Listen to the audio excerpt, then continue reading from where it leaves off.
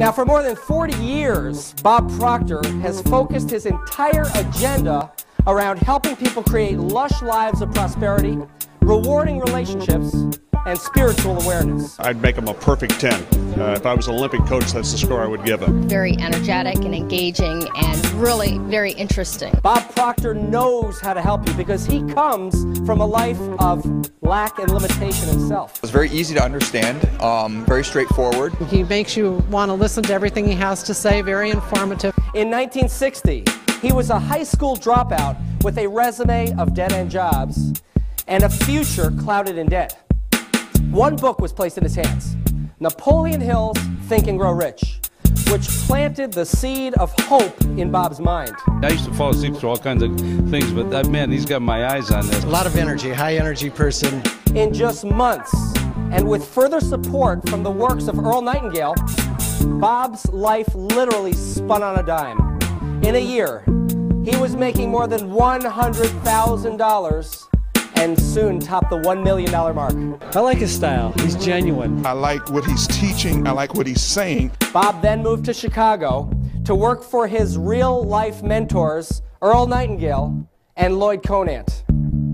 After rising to the position of Vice President of Sales at Nightingale Conant, he established his own seminar company. He's dynamic, he's very intuitive into the way the mind is thinking. Oh, I would rate him definitely as a 10. Bob Proctor now travels the globe, teaching thousands of people how to believe in and act upon the greatness of their own lives. Presenting his program, The Science of Getting Rich, let's give a warm welcome to Mr. Bob Proctor.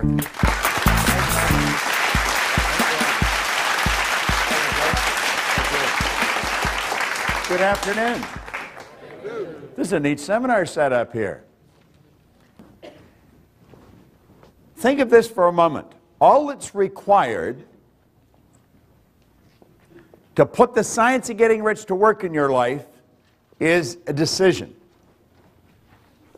Now, do you know, most people will look at that and they'll say there's got to be more to it than that.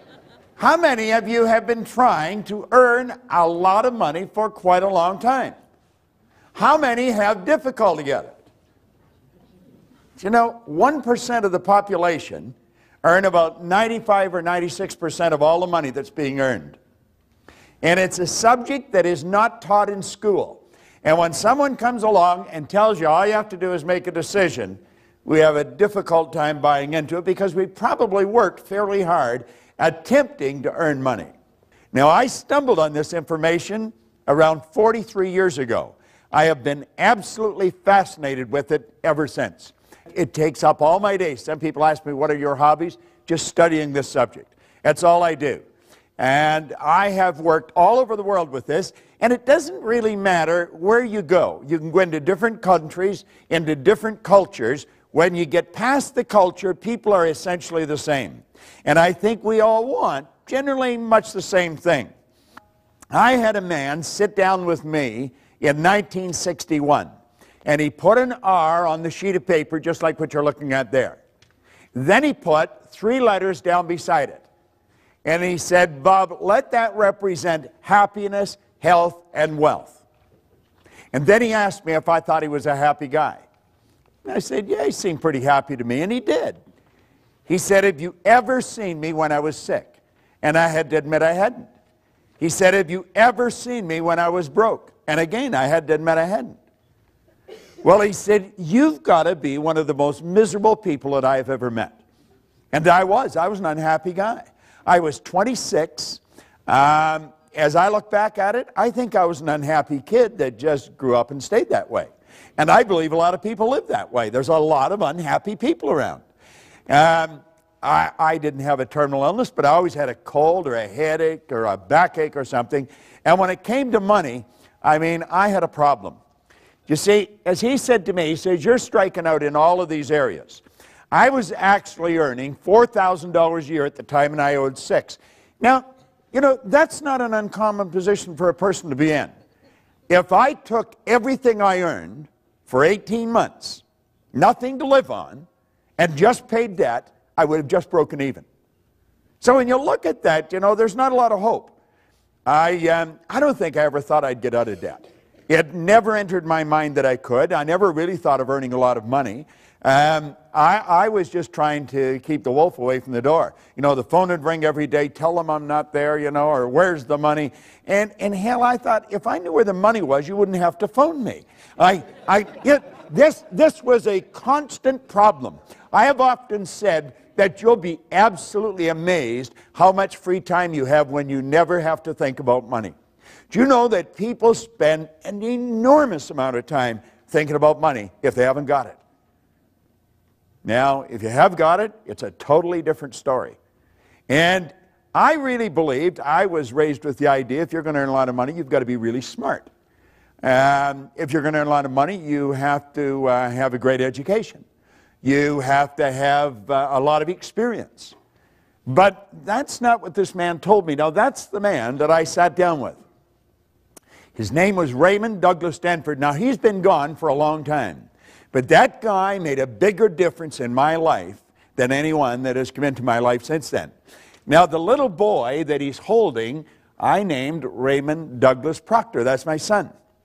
Now, that little boy today is 6'5". He weighs 240 pounds, and he has no hair. He has 3 little boys that are all bigger than him. So you see, I'm going back quite a ways. But this guy, he really woke me up. He asked me some good questions, and he got me thinking. Now, this is the one thing he asked me. He said, or suggested, and I found this in a book by Vince Rawazzi over here in Philadelphia. He said, to change your life, you have to change your life. Now, that sounds like a play on words. It did to me the first time I looked at it, but that's not a play on words.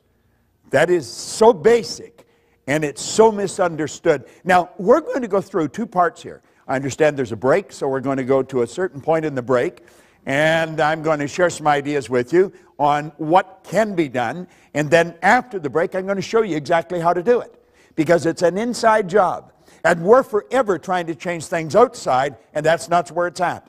We keep gathering information, and it doesn't do it. I would imagine that most of you have been to a lot of seminars. I would imagine that most of you have a pretty fair collection of self-help material, books and CDs. Michael was talking about people coming to these all the time, and I said, well, that's the way I am. I've been coming to them. I'm a seminar junkie, and I've been that way for 40-some years. And I just can't seem to get enough of it. I think once we get hooked on the idea of developing ourselves, we never get away from it.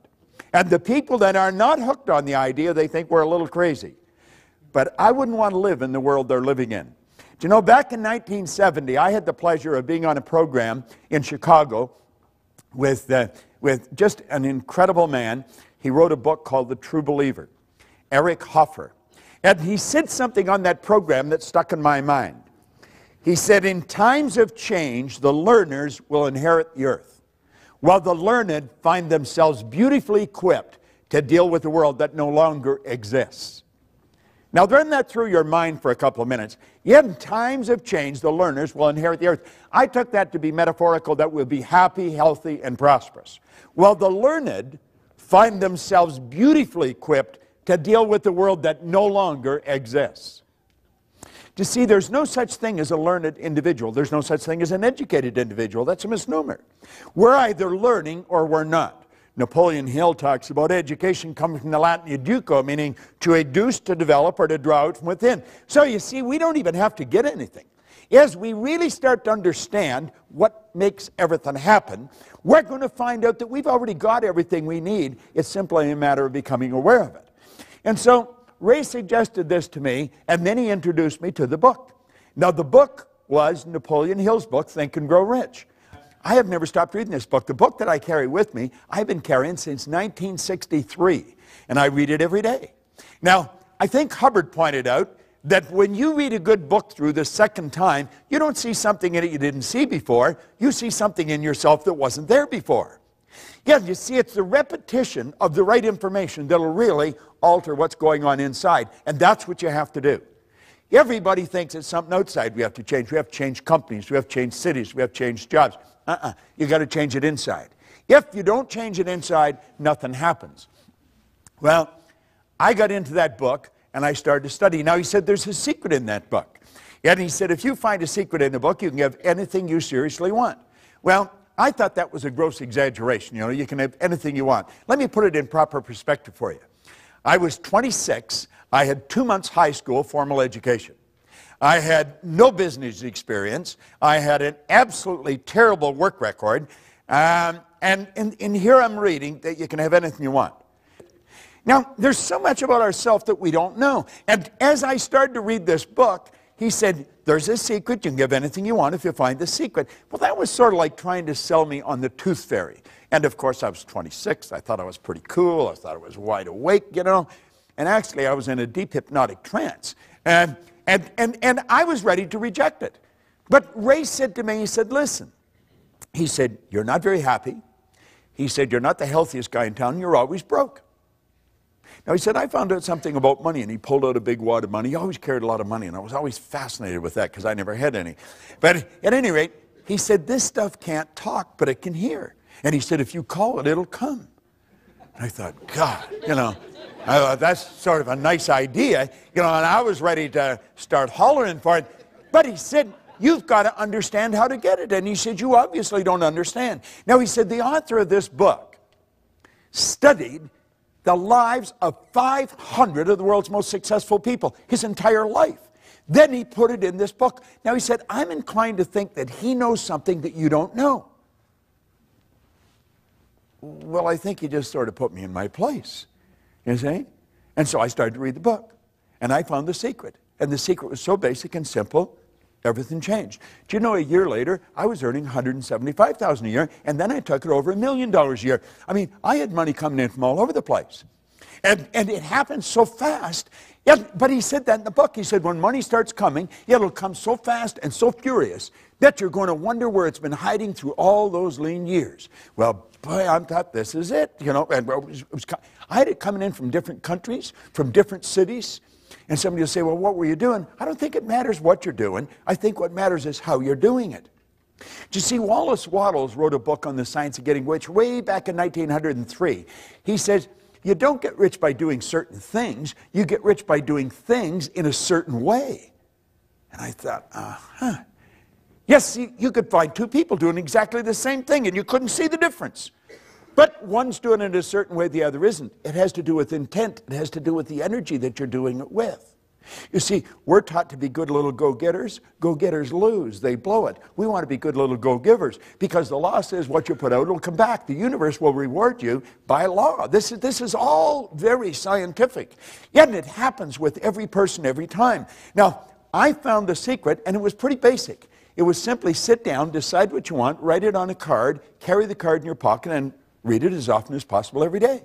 So I wrote on the card that I wanted to have in my possession by New Year's Day of 1970. I gave myself a decade to do this deal. $25,000. I really didn't believe it would happen. But you know something? I kept reading it. I don't know why, but I kept reading it. I did exactly what the author said. I kept reading the card. And I kept reading it, and I kept reading it. Now, because I kept reading it, I started to think of earning money. Prior to that, I was thinking of debt. If you had asked me, I'd have said I was thinking of earning money. I wasn't. I was thinking of debt. If your goal is to get out of debt, I guarantee you'll probably be in debt till you die. Because we become what we think about. Yet whatever you think about, you attract. You literally magnetize yourself to it. That's all I was ever thinking about was debt. But I started to think of earning money. Somebody said there's good money cleaning floors. So I said, I'm not proud. I'll clean floors. Well, I started to clean one office. Then I got another one. Do you know in less than 5 years, I was cleaning offices in Toronto, Montreal, Boston, Cleveland, Atlanta, London, England. The thing took off like a rocket. Now, what really changed? I think something inside shifted, but I didn't know what it was. And I bought this book, and I was giving it to everybody. And nothing happened in their life. Then I got into Earl Nightingale's condensed narration of the book. And I would drive around with a portable battery-operated record player, and I would keep playing that record over and over and over again. And everybody was starting to wonder about me. Proctor's listening to this guy talk to him, and he's saying the same thing because it's on a record. I mean, he doesn't change the story. And I'm listening to this, and I'm reading the same book. I was starting to wonder about myself. But everything just kept changing, kept changing, kept changing. And I'd give the record to people, and I'd give the book to people, and nothing happened. So I reasoned that someone had to know why I changed, and they've either written it in a book or they're talking about it. So I made up my mind I would read every book that was ever written if I had to, but I was going to find out what happened to me. And I have never stopped studying. Now, some of what I found out, I'm going to share with you. And since Michael is trapping this on a DVD, you'd be wise to get it and watch it over and over and over again. No, seriously, because what I'm going to share with you is probably the most valuable information you could ever lay your hands on. And I often mention I've got license to brag about everything I talk about because none of it's mine. I have just gathered this information from some of the wisest people in the world, and I have been absolutely obsessed with trying to figure out why we do what we do. And, of course, you don't even have to be too quick. If you study the same thing for 40 or 50 years, I mean, you're going to start to learn something about it. So that's what we're talking about. Now, I want to suggest that you make up your mind you're going to get in what we call the success zone. It's a way of thinking. Now, get this. If 95, 96% of the population are blowing it, if 1% of the population are earning about 95% of all the money, you're not going to get a whole lot of people agree with what you're doing. Most people are going to look at you kind of strange. What are you going there for? You went there last month. What are you listening to that for? You listened to that before. What are you reading? What do you read the same book over and over for? They don't understand. And you see, they're advertising their ignorance by the questions they ask.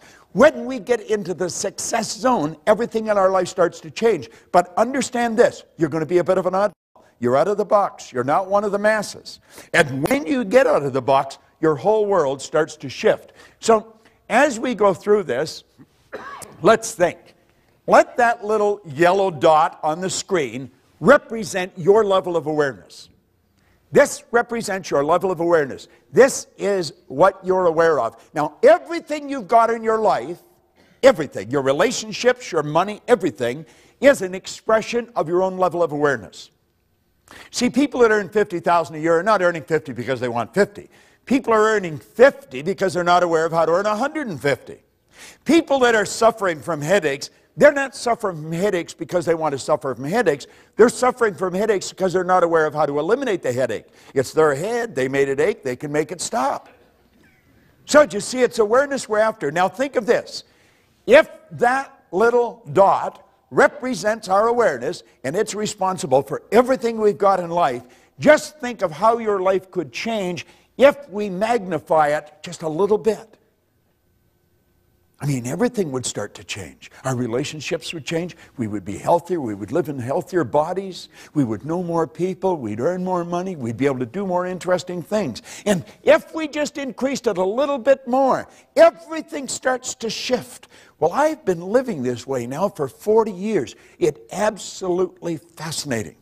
I celebrated my 70th birthday last week. I got more energy than most people, 20. I have absolutely no intentions of slowing down. People should say, you should slow down. That's a bunch of crap. We should speed up. We've got more power. Do you know the most erudite scientist alive can't even guess at what you and I are capable of doing?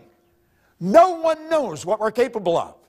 All the power is omnipresent. That's within you, within me. Slow down. We're just starting to warm up. What we want to do is calm down. You can go at warp speed and stay very healthy if you stay relaxed. And that's really the secret. Now just imagine we expand our awareness a little more.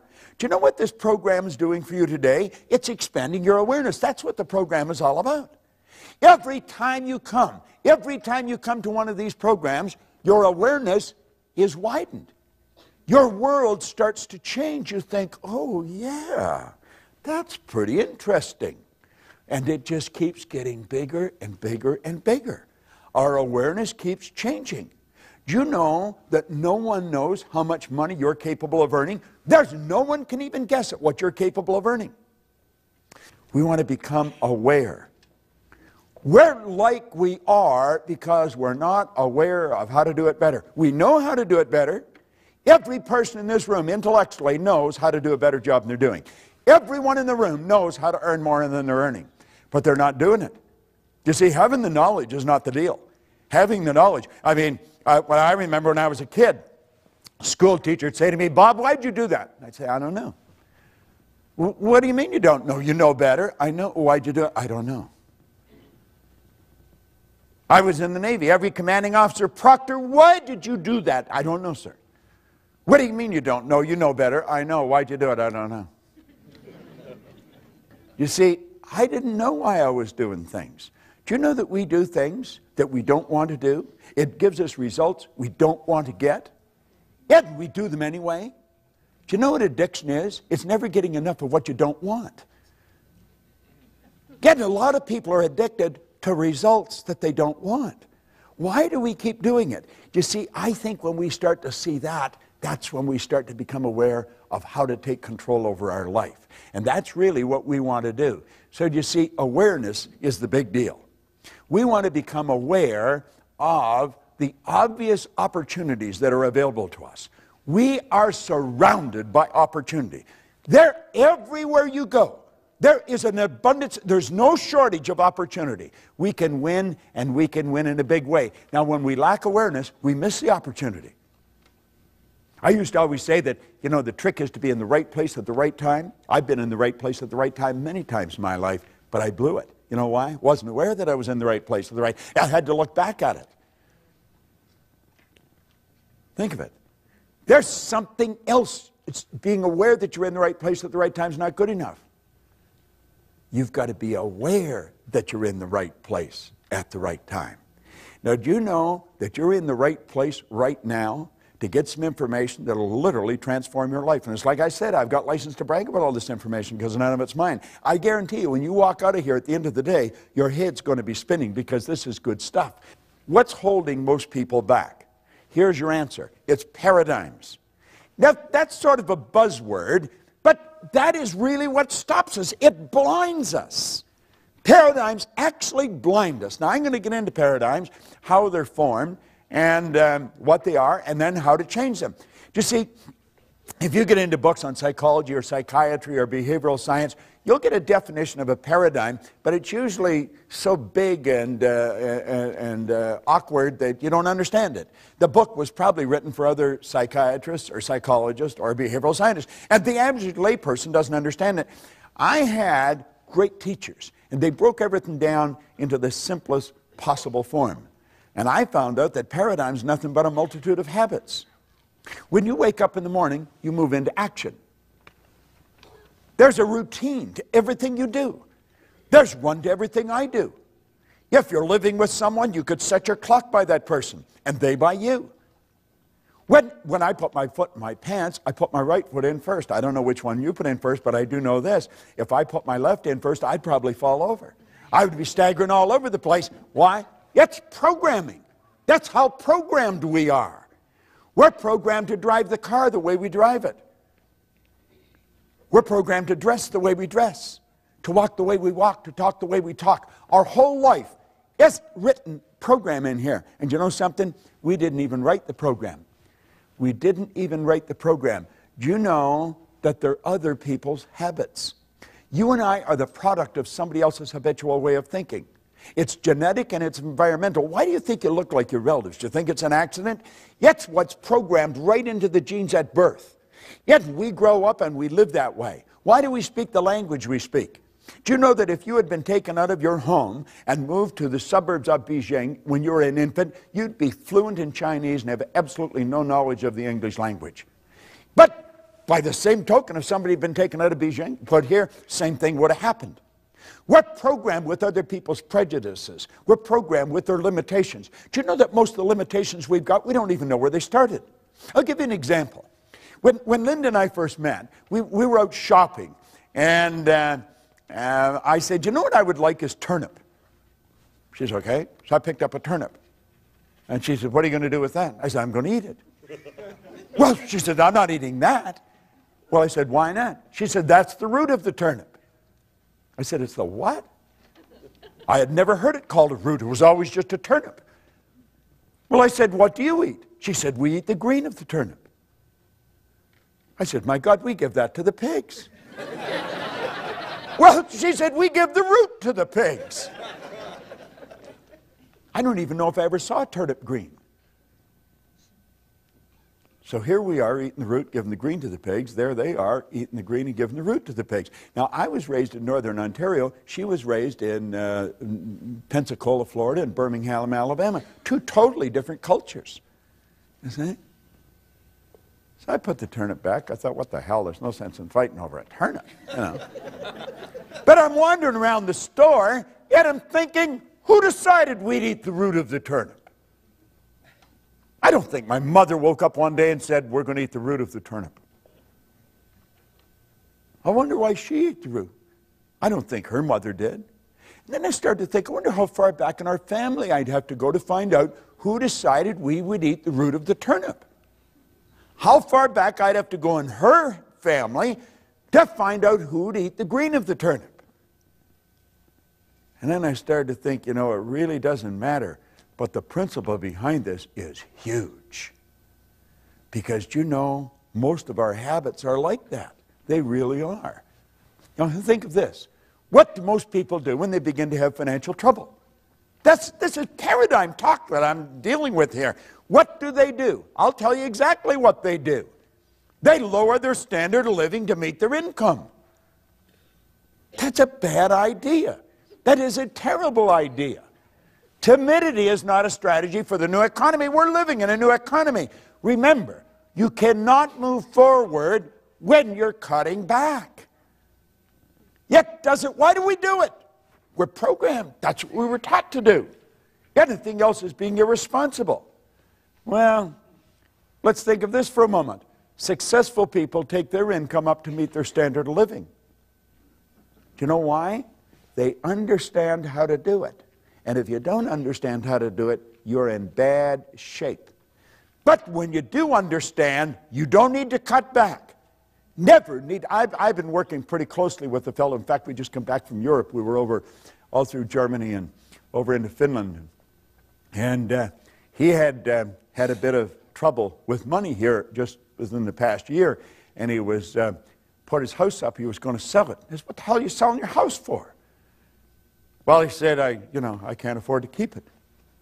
I said, you can't afford to sell it. Now, I said, you've got to make a decision right now. Do you like the house? Yeah, I don't want to sell it. Then don't sell it. Just figure out how to earn more money. And so the two of us got working on it, and his problem was solved. It was simply a decision.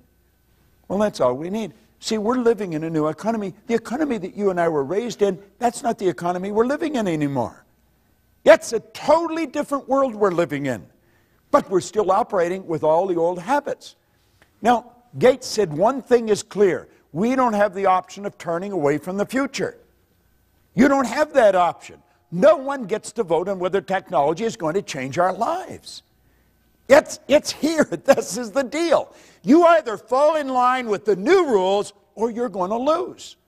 It's that basic and it's that simple. There's nothing complicated about it. You see? Now, here's three great questions. You want to remember this because this can change your life like night and day. It's so basic and so simple, you could miss it. One, what am I doing? What am I doing? Number two, what works? What works? Number three, what doesn't work? Now, when we've analyzed this, let's make up our mind that we're going to stop doing what doesn't work and take all that energy and that time and put it into what does work. Do you know if that's the only thing you got out of this entire meeting this afternoon, it could be worth millions to you. Literally millions. I picked this up. I don't know if I heard it or I read it, but there was a man who had an engineering company. He did about $10 million a year. It wasn't a big company, but it wasn't a corner store.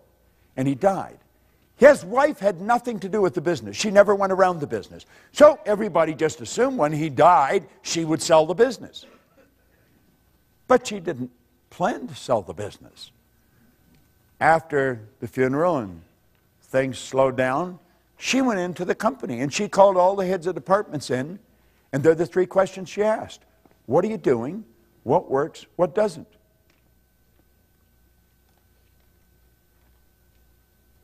She told them to stop doing what didn't work, spend the time at what does work, and she took the sales from 10 million to 25 million. She just went in every now and then. That's all she ever did. I wonder what would happen if that's all we did. We want to understand and apply, if we really want to get into the science of getting rich, the law of compensation. Now, the law of compensation is pretty clear. There's nothing complicated about it. The law of compensation clearly states that the amount of money you earn is always going to be in direct ratio to the need for what you do, your ability to do it, and the difficulty there would be in replacing you. Now, do you see, if we really study this, there's probably quite a need for what you do. Now, I don't know how proficient you are at doing it. Most people learn how to do something, then they never improve upon it from that point on. Once we learn how to do it, we just keep doing it at that level. That's why most people read at a grade 7 level. They never learn how to improve upon it. You see? The third one, the difficulty there will be in replacing it. So you see, if you analyze this, you're going to realize that if you just focus on number 2, number 3 is going to take care of itself. Number 1's already taken care of. There's probably a great need for what you do. Now, if we become very, very good at what we do, just keep perfecting what we do. If we sell, let's really learn how to sell. Keep getting better at it. You would become very difficult to replace. Now, I've always felt for salespeople, and I would imagine quite a few of you are in sales, you want to learn to master your presentation. Most people make a terrible sales presentation. Just absolutely terrible. That's why they don't do very well.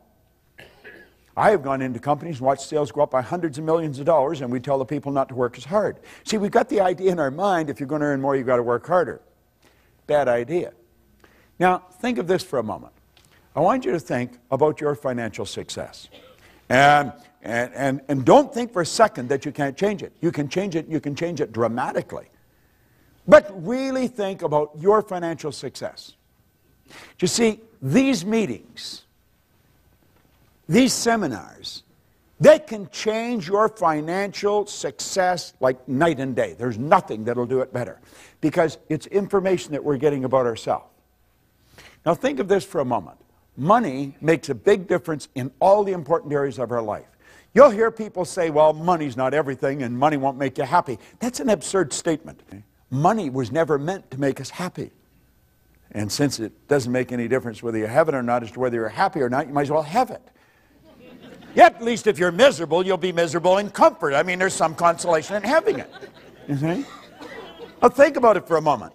Money is meant to make us comfortable. The more comfortable we are, the more creative we'll become. The more creative we are, the more service we can render.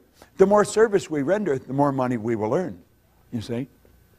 We want to open our mind to these two questions. Okay? Now, I want you to think about these two questions. What is your name, sir? John. John? John, there's the first question.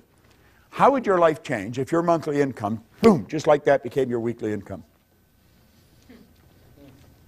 How would it change? How would it change? A lot more comfortable. You'd be more comfortable. How would you be more comfortable? What would you do different? If every Friday you got what you earned all last month. It wasn't a lottery, it's every Friday. You're not sure, are you? No, you're not. You know something? And that's not unusual. I very rarely ever get a person to answer that question. What is your name? Holly. Holly? Here's a question for you.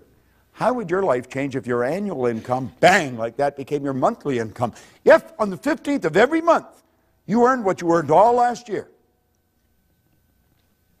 Too hard to imagine. Too hard to imagine. Be pretty good. Now, there's two questions, simple questions, no answer. You know why you don't answer them? And you're not an exception to the rule.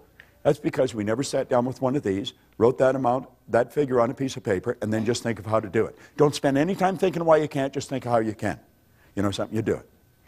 Anybody in this room can turn their, but you're not going to do it by accident. You're not going to do it unless you decide to do it. Now you'll say, I don't know how to do it. Hillary didn't know how to get to the top of the mountain when he went up it either. He didn't.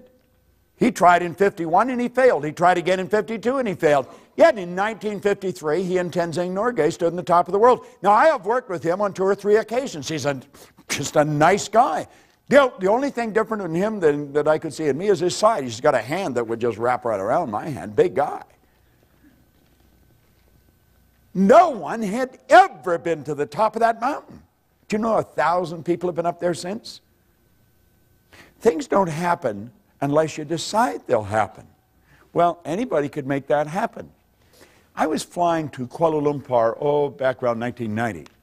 And I like playing with words and numbers when I'm on a plane. And I'm not a good flying partner. If you sat beside me, you'd probably think I didn't have any social intelligence at all, because that's my time. And so I sit there and I write words and I write numbers. And I remember I wrote the word commission one time, and all I could see coming off the page was mission. And I made a program called the Mission in Commission. And there is people that all are in the big commissions. They're involved in the mission. They're not involved in the commission. And it's a paradox, you see. Yeah, because they're not doing what they're doing for money, and yet they wouldn't do it if they weren't being paid. Yeah, it's real paradoxical. You could get your head all messed up if you play with it long enough. But I sat down and I wrote a 1 and 6 zeros. And I took a look at it and I thought, $1 million. You know, we've written songs about $1 million. We'll say, what would you do if you won $1 million? Oh, I don't know what I'd do, you know. And we have all these little games that we play. Line up for blocks. I saw a sign coming in here, just driving into town, where they had a big sign up. There was $1 million in the background, and there were 31 million or 390 million or something in a lottery, you know. And there'd be all kinds of people look at that and say, God, would that be nice, you know. Well, anybody can do this. And I got thinking about the people that I knew had earned $1 million. Hell, I earned $1 million, and I didn't even know what I was doing. You don't have to be very bright to earn money. And there's enough evidence around to prove that. There's all kinds of people that are functionally illiterate. They can neither read nor write. They're multimillionaires. Yet there's people walking the street who are absolutely brilliant, and they're broke. Think about it. That's got nothing to do with being intelligent. Yet it has nothing to do with gender. Yet it has nothing to do with geography. Yet it has nothing to do with working hard. I did a TV show with Robin Leach a number of years ago. He's probably interviewed more wealthy people than anyone alive. He told me the wealthiest people he knows, he's never seen them working. Now, you could be sitting there and thinking, well, what the hell do they do? You know? I mean, that sort of scrambles our head. Because we've been trained you got to go to work. Well, here's another one. This is, you know, like the 3 questions. This is another one that you want to burn into your mind. This is something most people don't know. They don't teach this in Harvard. They don't teach it at Wharton. They don't teach it at Eton or Stanford. Hardly anybody understands this. And I understand it. So, I mean, it's not too difficult to learn. There's 3 strategies for earning money. I refer to it as M1, M2, and M3. Yet when I started to explain this to Linda, her head would go, you know, because it's so obvious. Now, if you're going to teach your kids anything, and understand this, what you don't fix, they'll inherit. If you're going to teach them how to earn money, because if they're not earning any, they're going to have a bad life. People that don't earn money raise skinny kids. I mean, it's just not a good way to live, you know, it really isn't. Now, M1 is used by the masses, but M3 is the one you want to teach the kids. See, M1 is used by 96 people out of every 100. Yet is without question the worst way in the world to earn money. It's working, that's right. It's trading time for money. Now, if you have any money later on in life by following this strategy, it's at the expense of a life. You have been earning a bit and you've been squirreling some of it away, but it's at the expense of the car you want. You never drive the car you want. Most people look at a car and they think, oh, and I ever like to have that. And while they're thinking why they can't have it, somebody else is thinking to buy the whole dealership. You see? Yeah, they're using the same mental faculty and they're drawing on the same thought power. This is a terrible concept. Trading time for money. You will never get ahead of the game doing it. M2 is a good strategy, but it's only used by 3 people out of 100. That's where we invest money to earn money, which is the probable reason why there's only 3 people out of 100 using it. Investing money to earn money. Now, some people are very good at investing money. They do very well. Most people are not. The ones that are doing it, the ones that win at it are in the minority. Now, this is the one I stumbled on way back in the early 60s. Had no idea what I was doing. No idea. But it happened. I moved from M1 to M3, just woo, like that. It took me 9 years to figure out what I was doing. Did not understand, and yet you see that 1% are 96% of all the money that's being earned. Now this group here, they multiply their time by setting up multiple sources of income. They don't have one source of income. They got lots of sources of income. And you think, well, how do you get to that point? You get there by deciding that's where you're going. I mean, how are you going to get home? Are you going to walk out of this theater and say, God, I don't know what to do? Well, you're either going to go home or go to your office, go somewhere, but you know where you're going to go. And that's how you're going to get there. You're going to think, am I going to walk? Well, I don't think I'll walk. Well, I drive. Well, my car's here. I probably should take it with me, you know. And this is all, it's a process that you do. It's all automatic. This is a process that's automatic. You see, if you can earn 100, you can earn 1,000,000 because you're following a basic principle. You see? It's just a basic principle. Once you learn the basic principle, you're going to follow it. Now look at this for a moment. Your PSI is your psychic source of income. Your psychic source of income. This works for everybody all over the world. See, we should have a psychic. That's what we work at. We wake up in the morning and we start doing what we absolutely love to do. I always find it amusing that I can be so well paid doing what I love. I love doing this. I absolutely love it. Yet, and I earn ridiculous sums of money for doing it. But I'm doing what I really love to do. That's what we should do. We should all do what we love. It's a psychic source of income. We can earn all the money we want. We can stay healthy. We don't need to react. See, if you do something I react to it, you're in charge of me. The second you react to situations or circumstance or other people, they're in charge of you. So here you are, the only life you got, and it's a relatively short one, you know, and we're putting other people and things in charge of us. We're bouncing around. Our head is like a ping pong ball. That's the way many people live. It's no wonder their body's breaking down. This damn thing is in such a chaotic vibration, it has to break down. It's just a mass of molecules, and you should keep it in the right vibration. To improve your performance, you have to follow the ancient advice, know thyself. Ray Stanford asked me, he said, do you know who you are?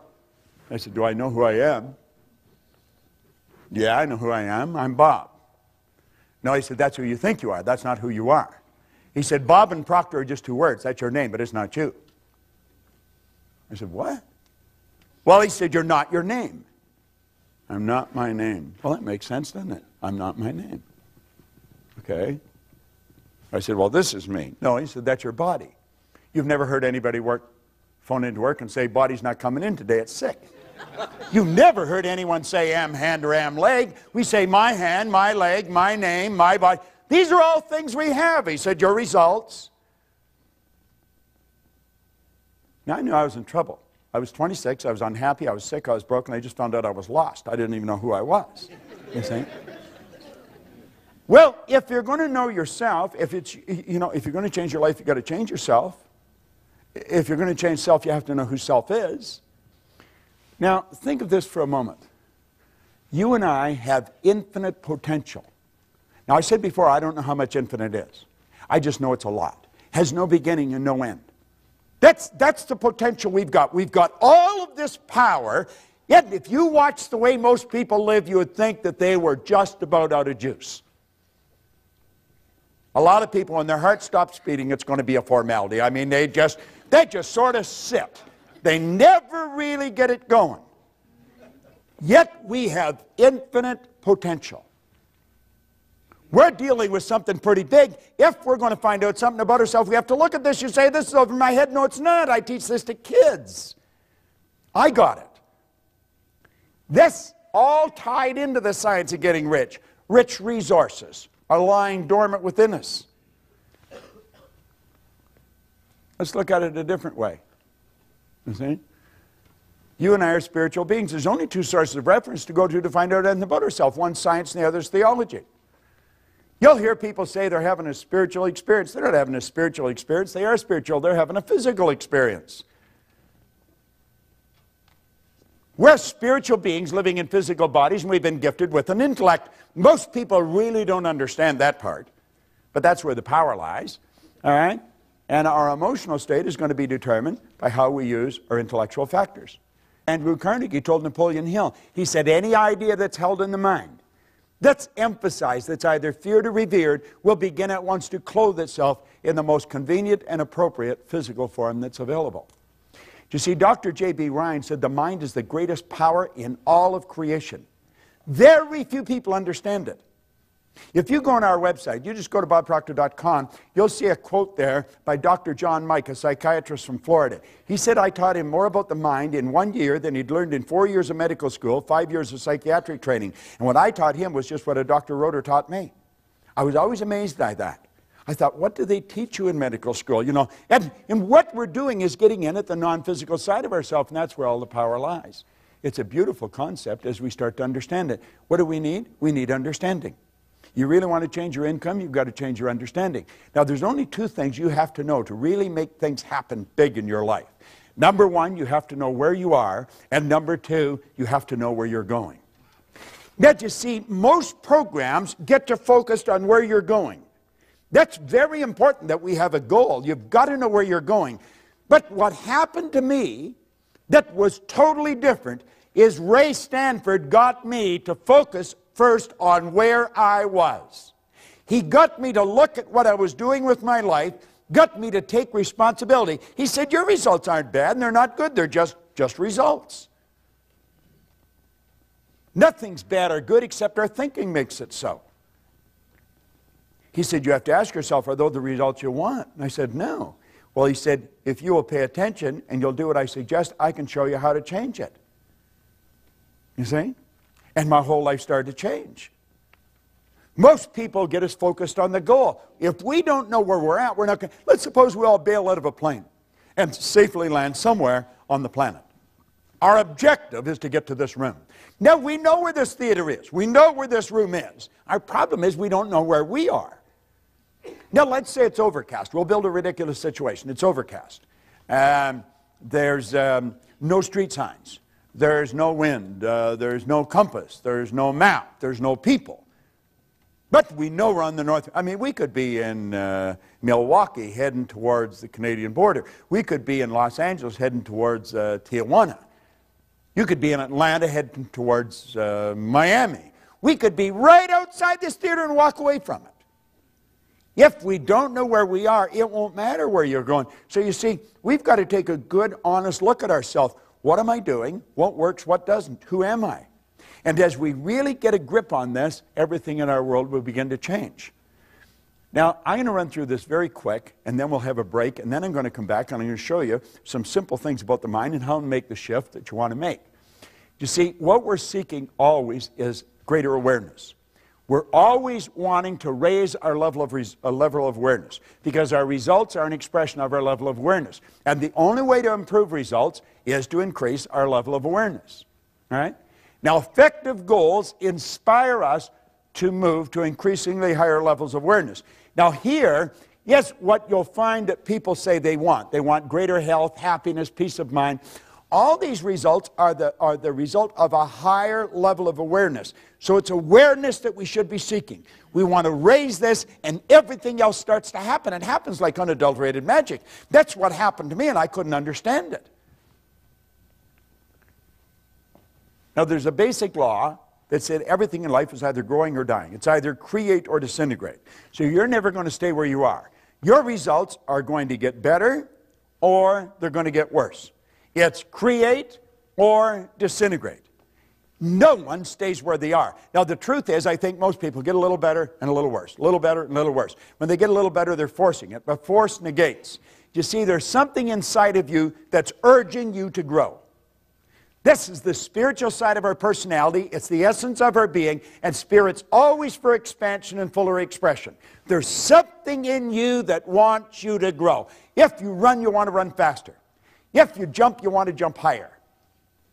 If you sell, you want to sell more. This is good. It causes dissatisfaction. Dissatisfaction is a creative state. My grandmother pretty well raised me, and she taught me that I should be satisfied with what I've got. Grandma was wrong. I should be happy with what I've got, but never satisfied. It's dissatisfaction that gave us the incandescent light. It's dissatisfaction that gave us air travel. It's dissatisfaction that gave us the internet. All those things were always here. People just became aware of them. The way to fly an airplane was always here. We can go all over the world now. We're not a long ways from anywhere. We're only a short period of time away. But while there's something inside wanting us to grow, there's something else that's trying to stop us. And that's the old paradigm. Now, after the break, I'm going to show you how that paradigm is formed and how we can change it. Yet it's just like magic. And when you do, your whole life changes. Everything in your life changes. Just no question about it. Now, you've got the one side that wants you to grow and the other side that doesn't want you to grow. The old paradigm does not want you to grow. Anyone that has smoked and quit smoking, I used to smoke. I quit years ago. But I remember it wasn't an easy thing to do. It was not. Why? Because it was a habit. Habits are not easy to get rid of. Habits are ideas that are fixed in here that control us. Many of you have gone on diets. You want to lose weight. I'll just toss something in for your benefit. When you lose something, you're programmed to do what? To look for it. Get rid of the idea of losing weight. Release it. Release it. See yourself at your perfect weight, looking good and feeling great. Your whole life is controlled by images. Get the image of the body that you want to live in, of the world you want. Quit trying to lose weight. Just release it and see yourself the way you want to be. Now, goals determine which side wins. The goal must be something you really want. Towards the end of the program today, I'm going to show you the difference between going after what you know you can do, what you think you can do, and what you want. And I'm going to show you why most people never go after what they want. And I'll also show you how to change it, because it's pretty beautiful. Now, at each new level, as we move ahead, every time we move ahead, our conditions, our circumstance, and environment change. As they change, you have to adapt to the change. That gives you the ability then to see the next step of action that's necessary. We'll graphically communicate that a little clearer a little later on. Okay? So here we go.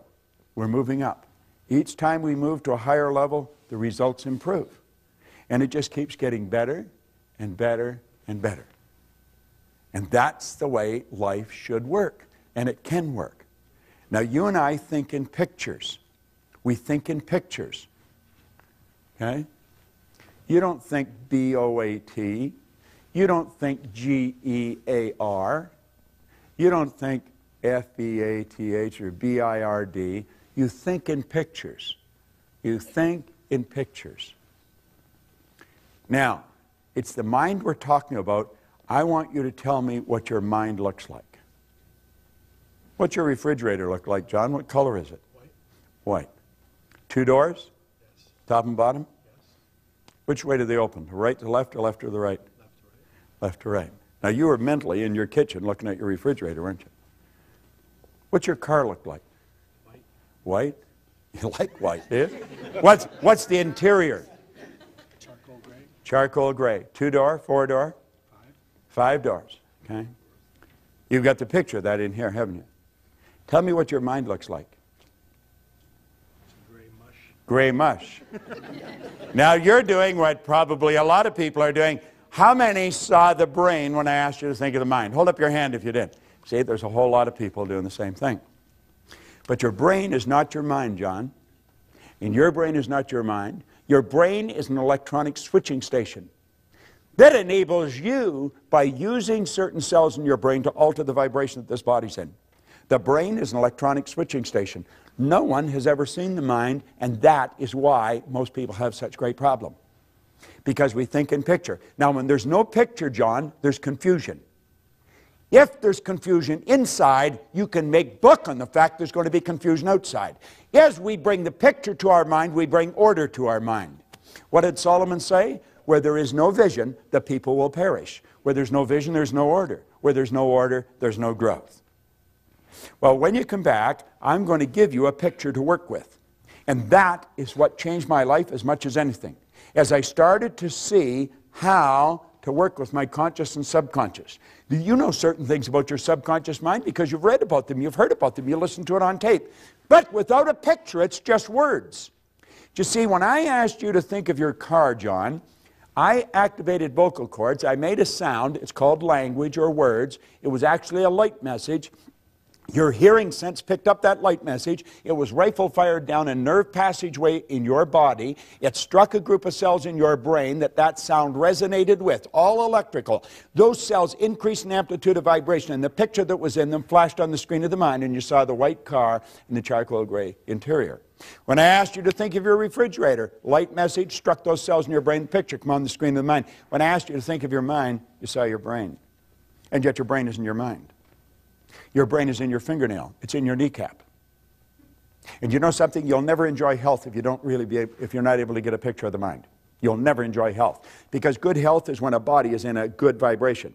It vibrates in harmony with God's laws. Most doctors do not understand this. We have taught this to a lot of doctors, and it changes their practice like night and day. It'll change your communications. If you're in sales and you don't understand the law, you're on a hit-and-miss basis, and it'll probably be more miss than hit. When you understand the law of vibration, you're going to understand that you're transmitting through the medium of the molecule pictures into the other person's mind. And you want to put pictures in their mind that are favorable to them if you want them to be favorable to you. I want you to think now of what we're talking about here, about pictures, about thinking in pictures.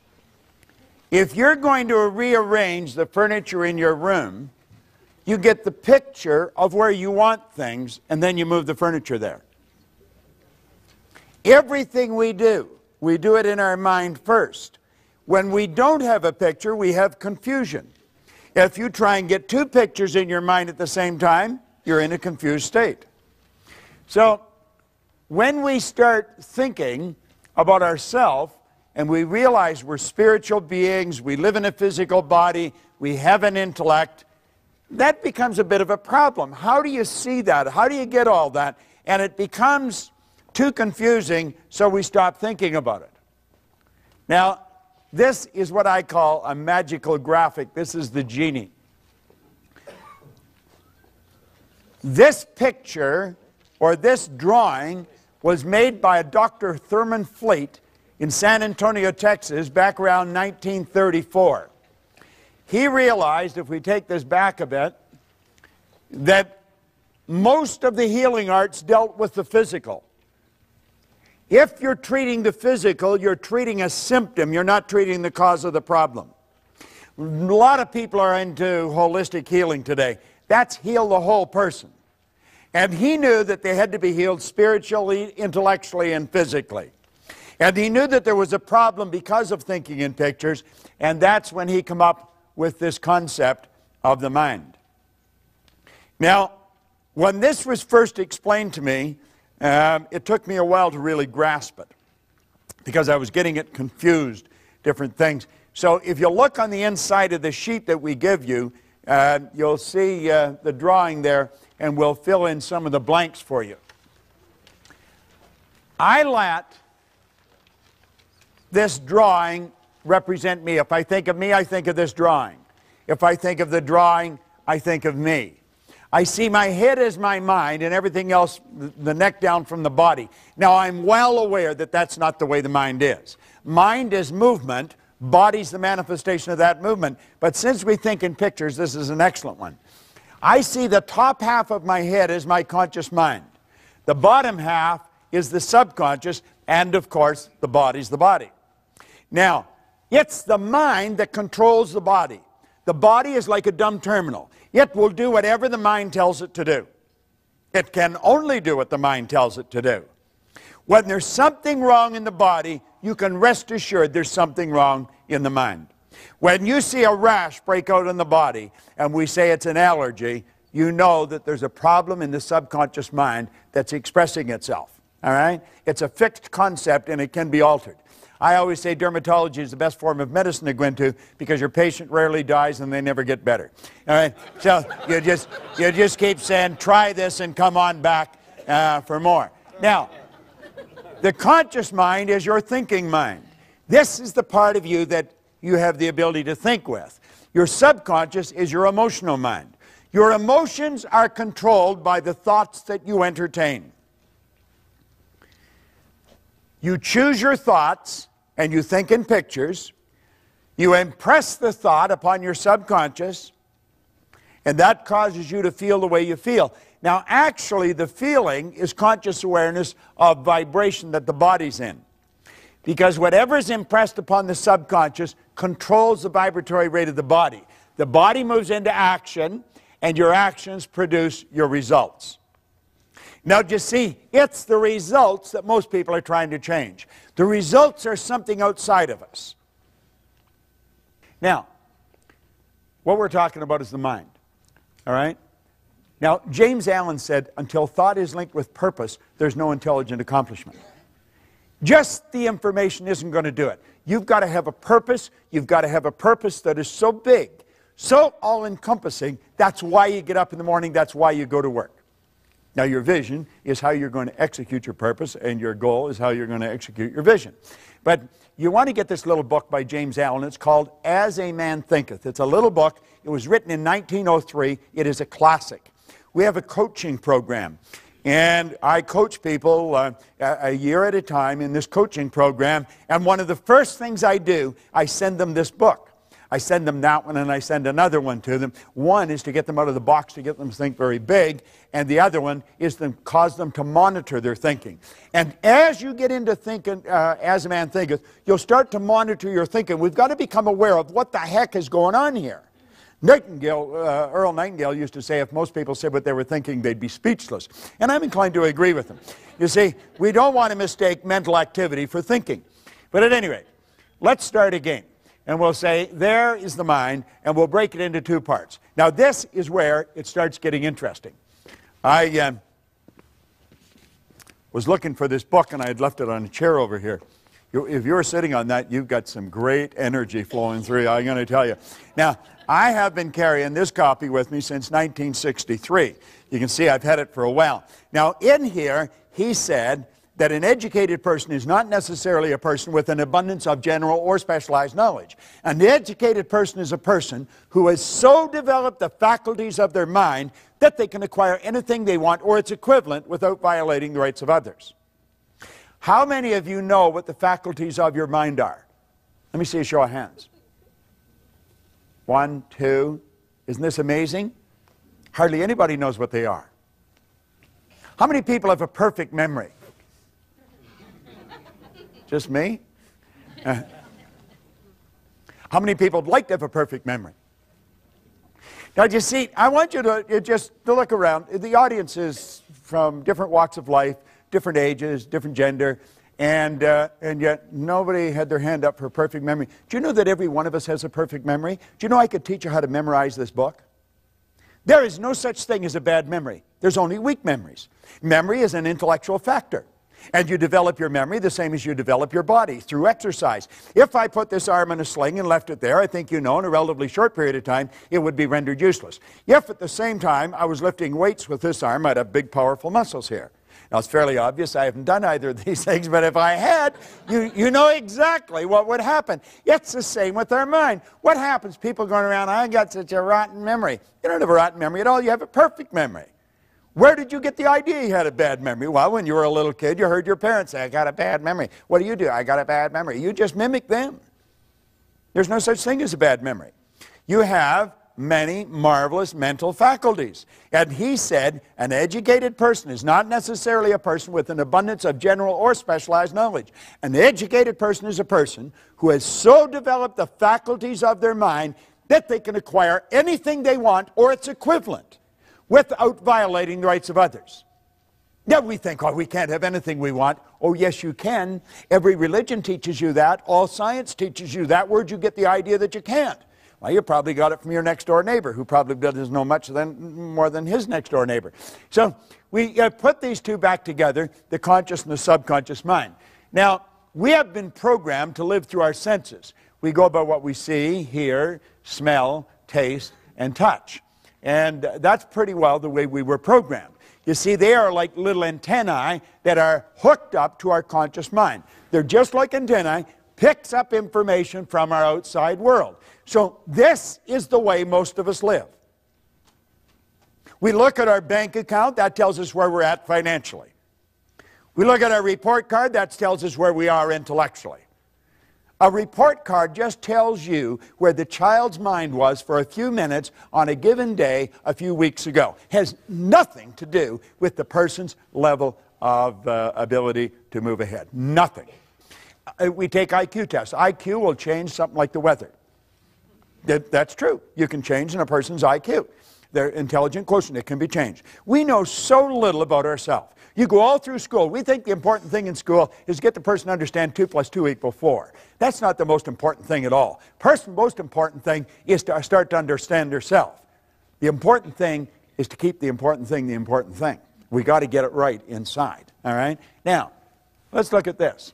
We have what we call the intellectual mind. Now, there's one of your intellectual factors, perception. Let's look at this for a second. What is your name, sir? Mike. Mike? I'm going to tell you there's nothing printed on this book, Mike. Am I right or wrong? You're wrong. You know I'm wrong. There's no question in your mind. You can see it. Isn't that right? Right. What is your name? Joe. Joe? I told him there was nothing in the book. Am I right or wrong? Could be. Well, it could be. I'm saying there's nothing printed on the book. Am I right or wrong? Right there. Correct. Right there. Now, you see, it's a matter of perception. It's not a matter of right or wrong, is it? What you see is something on the book. Isn't that correct? Right. What I see is nothing on the book. No, but you see this, you say, well, that's a cute little trick you pulled on Mike. But it's not really a trick. It's a natural law of the universe. It's perception, and it's the law of opposites. Polarity is a law. Like, I'll tell you that's the right side of the book. You know it's the left. Isn't that correct? Right. There's an inside and an outside.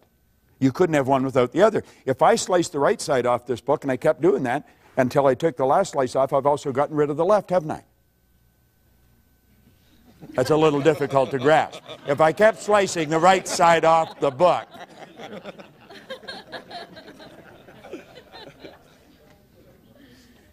You see, most of us have a perception problem. When we say I'm right and you're wrong, you're right from your point of view, they could be right from their point of view. So it's not a matter of what's right or wrong, it's what works. That's the most important. Would you agree with that? What works? What's going to improve? Do you agree, Mike? It really is. That's the important thing. Now, take a look at the next one. Oh, back that up. Is the will. The will gives us the ability to concentrate.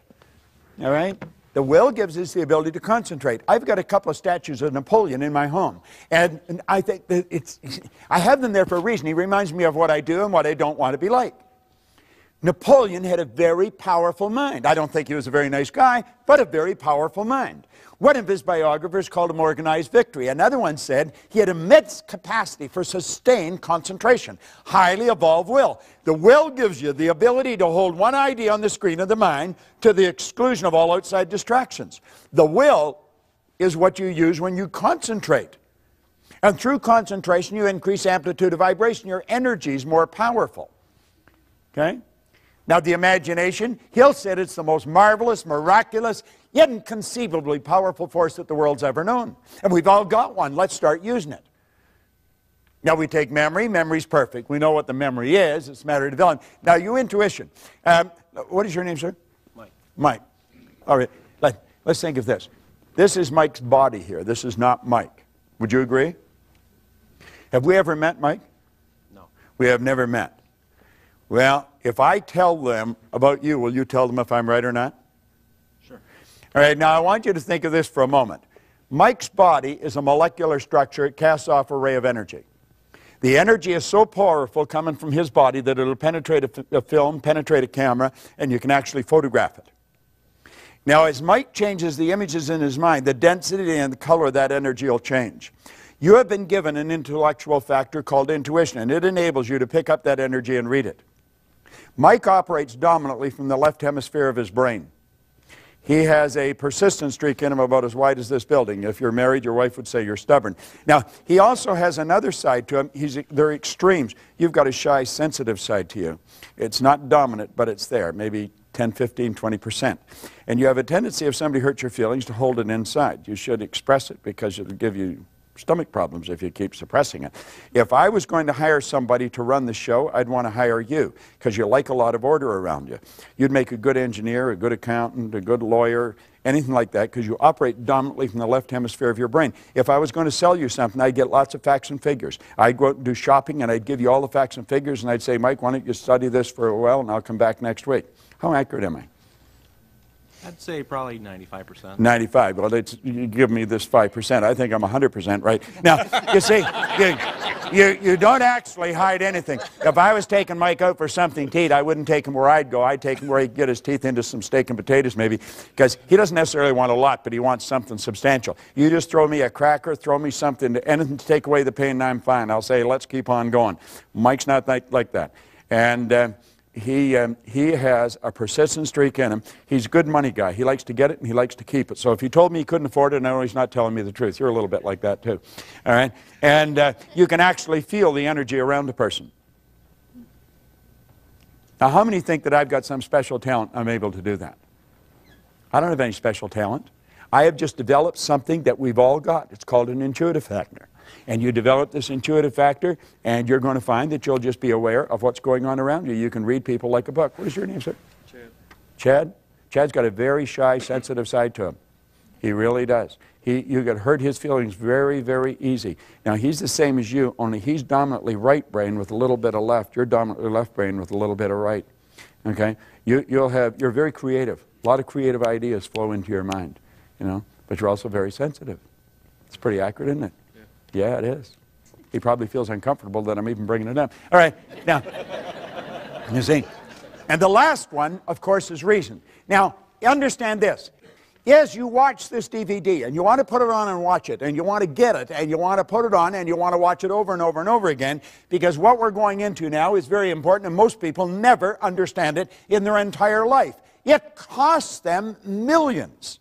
I could earn $1 million so easy it would make your head spin. Earning money is a simple thing to do when you know how. If you don't know how, you could work all your life and not be able to do it. The conscious mind is the intellectual mind, and the conscious mind can think. This is really important that we understand this. This is what most people do not do. You just watch the average person. They'd never do what they're doing if they were thinking. They'd never say what they're saying if they're thinking. We have the ability to think. We can tap into an infinite power, and we can build any idea in our mind. Now, every great leader, as far back as you can go, have taught us that we become what we think about. What do you think about? All right? Now, you have the ability to accept or reject any idea that comes along. So if you're listening to the news or you're reading the newspaper and they tell you that the economy is going down, you might say, for you, but not for me. This is going to be the best year that I've ever had. During the Great Depression, there was all kinds of people earning millions. Not everybody lost their money. You see, I'm not trying to flatter you, but coming here is one of the most brilliant things you can do. I was talking to a lady right here at the break, and she was telling me that she got a cassette or a tape from, it was Napoleon Hill's Principles. And she was listening to them. She says, things were going really great. And she said, for some reason, I lost it or stopped listening to it, and things started to go in the other direction. Well, we're so influenced by suggestion. Suggestion is one of the most powerful forces in the universe. And you see, if you come here on a regular basis, just when you start to slide off, it'll bring you back on track again. Now, I think you should listen to this stuff every day. We read the paper every day. We eat food every day. We wash our bodies every day. How about recharging our mind every day? We're dealing with the most potent force in the universe, and we're dealing with the mind. Now, your subconscious mind has no ability to think. It cannot choose. It cannot reject. It can only accept. The conscious mind can reject. You want to reject a lot of the things. When people start to complain, get away from them. I don't want to spend any time with anyone that talks about how bad things are or why things can't be done. Your subconscious mind will accept anything, and whatever goes into the subconscious mind must be expressed through the body. It cannot differentiate between what's real and what's imagined. Hold your hand up like that. Come on, everybody get their hand up like that. Put their hand like that. Put it here in your chin for a second. Will you do that? Now, where's your chin? Just see? You're thinking. Why did we go here? Because I went there. If I said, let's follow me, and I went off a cliff, would you go? We have a tendency to go by what we see, hear, smell, taste, touch. We do not think. You know that's not your chin. You say, well, you put your hand there. There we go. You see, that's the defense. They did it. All right? Your subconscious mind will accept anything. Now, this is how you and I arrived on the scene. A baby, when a baby's born, its subconscious mind is wide open. You can put anything in it you want. The baby's mind is wide open. Every thought that goes on around the baby is going right into that baby's mind. You were a baby. Go back and ask yourself, what was the environment like that I was raised in? What did the people work at? What was their attitude towards money? What was their attitude towards potential? You see, if we start asking these questions, then we know what's programmed here into our subconscious mind. Now, any idea that goes into our subconscious repetitively becomes fixed in there. That's what we call a conditioned mind. It's a multitude of fixed ideas. Fixed ideas are more commonly called habits, and a multitude of habits are called paradigms. How did we get in the habit of doing things? By the idea going in the subconscious mind. It's the repetition. Do you remember when you first started to drive a car? You probably thought you were going to kill yourself. And so did the person that was teaching you. You know, that's why they were so scared. And I mean, you were having a terrible time. The clutch, the brake, the gas, you know. And now you're steering with your knee. You're looking for a pen while you're talking on the phone. And you're in traffic. It's the subconscious mind that's doing it. When you're on the highway, your subconscious mind is driving. You're not really paying attention. The subconscious mind's driving. Go to pass a transport truck in the rain when there's a heavy overspray. You go from automatic pilot to conscious, and you're holding that wheel. And when you get past, you slacken off and back on the subconscious mind again. See, this is all automatic. Well, you and I were programmed. And the problem is we were programmed with their limitations. Where did they get the limitations? From somebody the same way. We've got to understand this. Someone else may have been responsible for making us who we are. We are responsible for changing it. Now, there is thought. It's a thought power flowing into your consciousness. You can think anything you want, but the paradigm is going to dictate what you're going to do. The thoughts that you think are largely controlled by the paradigm. See, if you're conditioned, as I say, to earn $50,000 a year, what are the odds of you thinking of earning $150,000? You won't seriously think of, oh, you might dream about it periodically, but you won't seriously think. But you could. As a matter of fact, if you just made up your mind that you were going to, you probably would in a relatively short period of time. If you were going to learn to fly an airplane, what would you do? You wouldn't go to your hairdresser or your butcher or somebody. You'd go to a real good flight instructor, and you'd do exactly what they tell you. Why don't we do that with money? That's the one point that everybody's agreed on, is you become what you think about. All right? Now, the thought flows in, or the power for thought flows in. You choose the thought. You can think anything you want. Start to monitor your thinking. And the second you start to get out of the box, the paradigm will cut in. You say, you can't do that. You can't do that. Why can't you do that? Well, you'll come up with reasons why you can't do it. You see? The truth is you can do anything you want to do.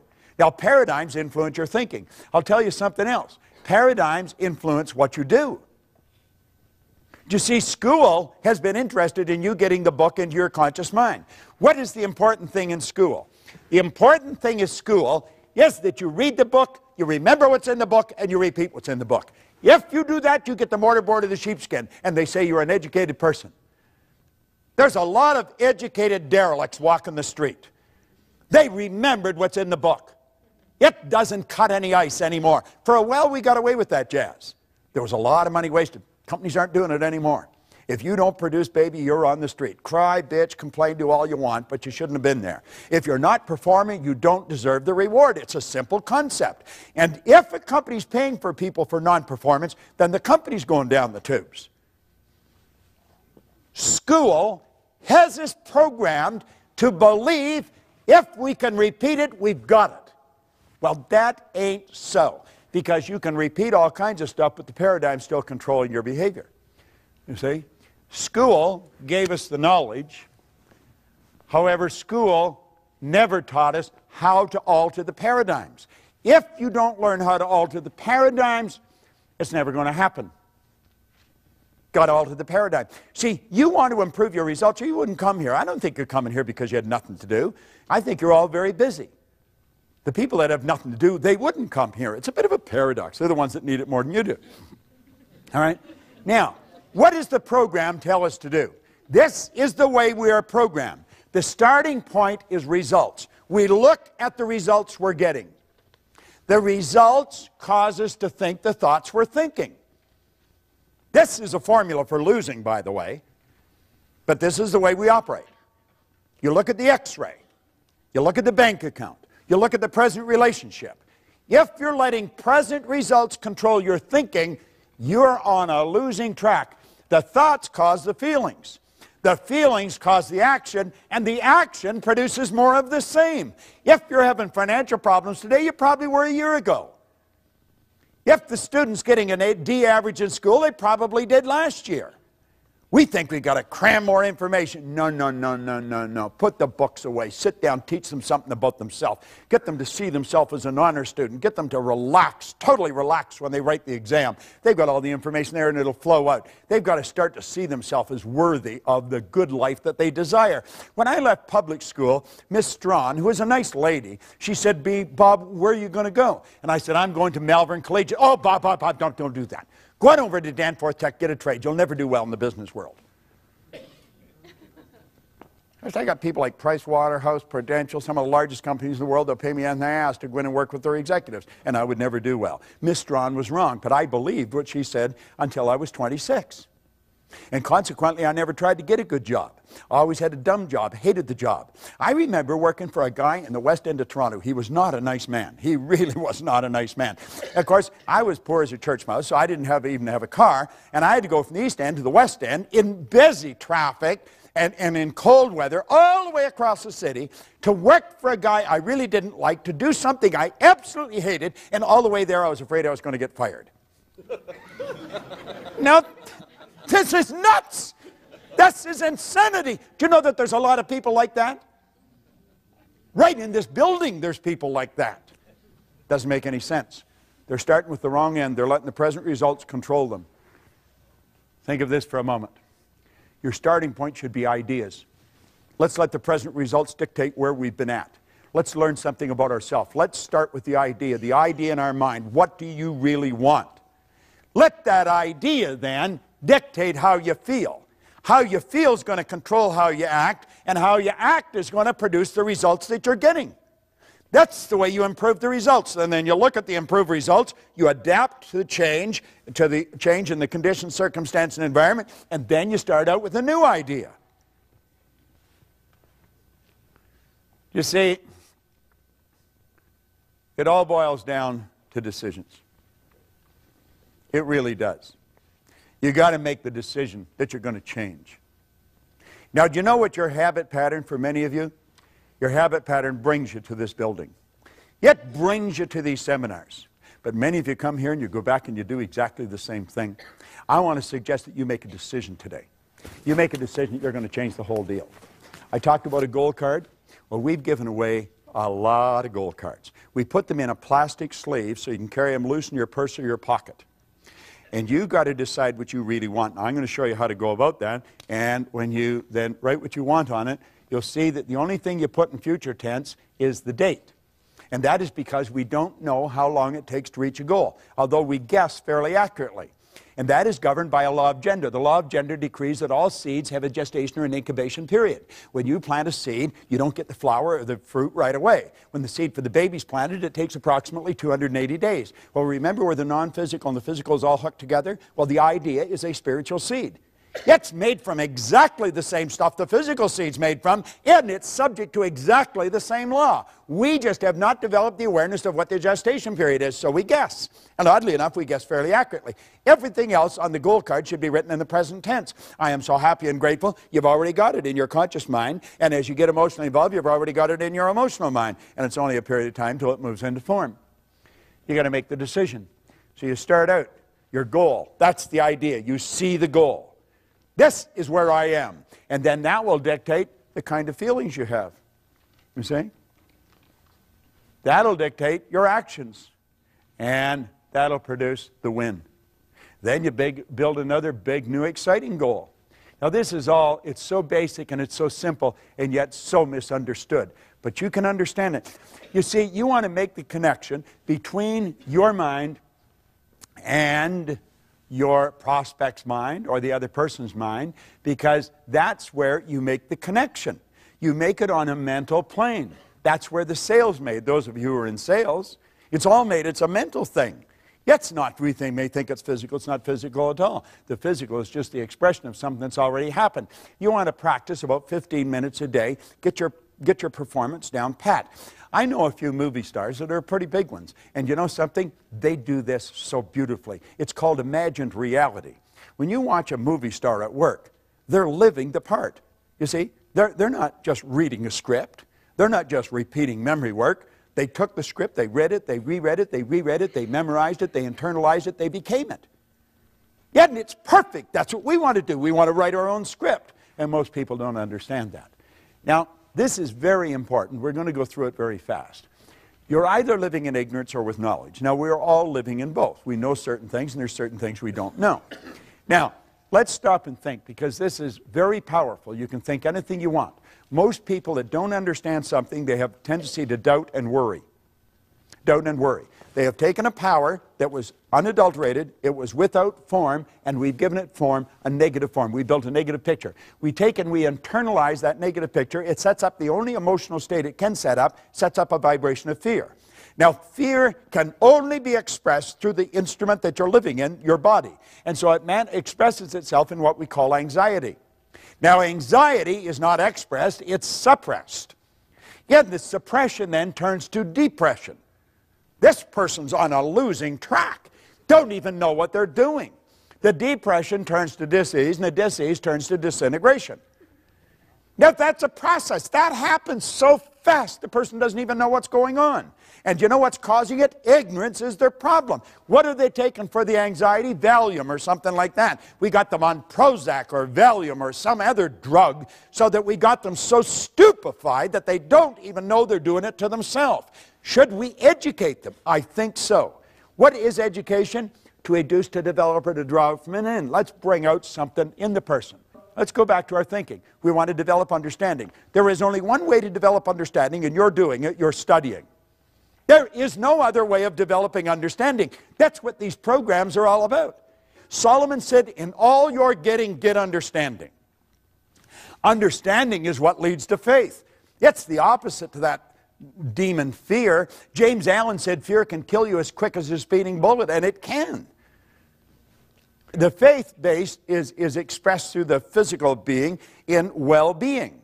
Now, the well-being is expressed. You don't hear somebody that's really in a great vibration. You say, hi, how are you? And they, I'm really excited. You know, they don't do that. You see it in the way they walk. You see it in the way they talk. You see it in the way they meet and greet people. They're alive and they know it. That turns to acceleration. They're picking up speed. This is the way the universe operates. You know why? Because they're at ease. They're not uptight. The person that's anxious and depressed, their body is, it's no wonder their heart snaps. Take your fist and clench it tight and see how long you can keep it that way. That's the way some people's bodies are. Well, you want to put your body in a totally relaxed state. And then this power flows freely through you. No kinks in the hose. And I'm going to tell you, you'll have lots of juice flowing and you're going to feel like $1,000,000. And you become very creative. And that's called creation. You see? Now, what do you think about? What do you spend your time thinking about? Most people spend their time thinking about just whatever's going on around them on a given period of time. Now we say to ignore the power of paradigms to influence your judgment is to put yourself at risk when exploring the future. This idea of paradigms, you've got to understand it. You want to get back into that stick person. As I say, get that DVD, watch that thing. If you made up your mind, you're going to put that DVD on, you're going to watch it every day for maybe 2 months. Every day. You wake up in the morning, it would be the best investment of time because it's the repetition of hearing this over and over and over again that's going to cause you to step out and change it. Can you change your paradigms? Yeah, you sure can. Yeah, you sure can. And you see, when you know you can change your paradigms, you have hope. See, I was controlled. I was unhappy, sick, and broke, and I was lost. I had no hope. Why? Well, I just couldn't see how it could happen. And you know what Ray gave me? He gave me hope. And you know what happens when you have hope? That means that you have options. Now, what a difference. I love this. What a different story people would have to tell if they would adopt a definite purpose and stand by that purpose until it had time to become an all-consuming obsession. I love that book. I truly love it. Most people are extras in their own movie. They really are. You know, it's sad. They write the script. They're the casting agent. They're the director. They're the producer. They're the executive producer. They do the whole deal. And they give themselves maybe a walk-on, maybe a line if they're really gregarious. But most of them just stand there and they look at the stars. They think, God, I wished I could do that. We could do anything. Anything we want. See, what we want to do is say, what do I really want? Not what do I think I can do, what can I afford, what do I want? Life is not a practice run, you know. You're not going to get another bite at the apple. This is the deal. This is it. I remember one time we were down in Atlanta on a speaking engagement when I worked with the Nightingale Corporation, and Earl got up and slowly started to move across the room. And somebody said, what are you doing? He said, I was just thinking, that's the way most people go through life. They tiptoe through life, hoping they make it safely to death. It's true. That's the way most people live. We want to step out and do the thing we really love. Now, here's a lesson for you on goals that is absolutely incredible. So you'll want to remember it. Most people, when they're setting goals, they set goals to do what they know how to do. That way it's safe. They're going sideways, but it's safe. You remember we talked about the level of awareness, how you reach? We said goals are to cause you to stretch. That's the purpose. The goal isn't to accumulate. Money's not to accumulate. I never have enough money. Never. Do you know why? I'm always doing something beyond where I'm at. That's what keeps me growing. I want to extend what I'm doing. I want to get another deal going. And everybody's saying, gee, Bob, why don't you slow down? I want to do it. And so then you've got to attract more, you see. You've got to keep going. Quit going after things you know how to do. Now, understand this. People do not resist change. They don't. Do you know what people resist? Being changed. See, if I try and force change on you, the wall comes down. But if you decide to change, no problem. We say people resist change. They really don't. They resist being changed. Now, let me tie this into that. You hang out with people that you're comfortable with. You're on the same frequency as them. What we say feeling was conscious awareness of vibration. So you hang out with people that are in the same vibration as yourself. If you're miserable, you're not happy with happy people. You got to be with miserable people. If you're happy, you're not happy with miserable people. You got to be with happy people. You don't find the big producers hanging out with the little producers. And you don't find the little producers hanging out with the big producers. You don't find rich people living in the slums. You don't find people that have no money living in where rich people live. You are attracted to people who are in harmony with you. That's the law of attraction. That's the way it works. Like energy attracts like energy. Now, the people you're mixing with, if you're setting goals to do how you know how to do, that's where they're at. Now, when you go to move ahead and you say, I'm going to go after something bigger and better. And as you go after it, they don't want you to. If you gave them a polygraph and really sucked the truth out of them, they want you to win, but they don't want you to leave. Do you know why? They would have to adapt to your absence. They don't want to do that. They don't want you to leave. Do they want you to win? Yeah, but they don't want you to leave, and you can't win if you don't leave. You're thinking, geez, this is true. You can relate to this. Now, we'll sit down. We're going to stretch. We're going to go after what I think I can do. And we get our slide rule out and we get the whole deal. And we get the plan. You've got to have a plan. Wharton teaches you got to have a plan. Harvard, you got to have a plan. So we get this plan. Then we go down to the office place and we get a folder and we print it out on our color computers. And we got our pie charts and our graphs. And yeah, it's all in color. We got a plan. Man, are we proud of our plan. But you know something? We don't go anywhere. You know why? No inspiration. Here we're going after something we think we can do. God, we're stretching, but there's no inspiration. And there's no support. The person that you're leaving isn't going to support you, and you're not inspired because you're just doing what you think you can do. You got the plan, though. But the plan ain't going to do you any good. It just won't work. Now, if you go after what you want, you're going to fantasize. And you've been taught that's a no-no. When you were a little tiny girl or boy, you could fantasize. The mom would just leave you there and let you play with the pots and pans, and you did all kinds of great things with them, and you were fantasizing. But when you went to school, the teacher come down, pay attention. You were being bad. You weren't paying attention. Your mind was wandering. You left the room. You left your body there, but man, you were on a trip. And they punished you. Now, you don't have to punish a person for so long, they'll stop doing whatever it is that they're doing to get punished for. So now we have these great big companies, and we got little wee creative departments. Why? We don't want people to be fantasizing. Fantasy is where everything started. This building was nothing but a fantasy at one time. Somebody got the idea of putting a whole bunch of theaters under one roof. They said it'll never work. So we go from what we know we can do to what we think we can do, but there's no inspiration, and so we go back to what we know we can do. And we get bored there, and we go back to what we think we can do, but there's no inspiration and no support till we go back to what we know we can do. You see? And that's the end of the story. We're all screwed up, and we don't win. You see? But the seminar said, choose a goal. I choose the goal. It's what I thought I could do. Got to play it safe. You got to be realistic. This realistic jazz is for the birds. All right? Look here. There's the 3 stages of creating the life you want. And if you want to go after what you want, you got to fantasize. So you start out here, and you build a fantasy. And you see yourself doing what you want. Doesn't matter how you're going to do it. You build the fantasy. You see the picture. Doesn't matter where the money is. Now you got to turn that fantasy into a theory. Before you can turn it into a goal, you've got to pass a test. The theory, now it's an idea in our conscious mind. We're really putting our higher faculties to work on it, but we've got to pass a test. We've got to ask, am I able to do this? If all things are possible, if this is an orderly universe, and if we have all the power within us, yes, I'm able to do it. Don't know how, haven't got the foggiest idea, up to here in debt, don't know where the money's coming, but yes, I'm able to do it.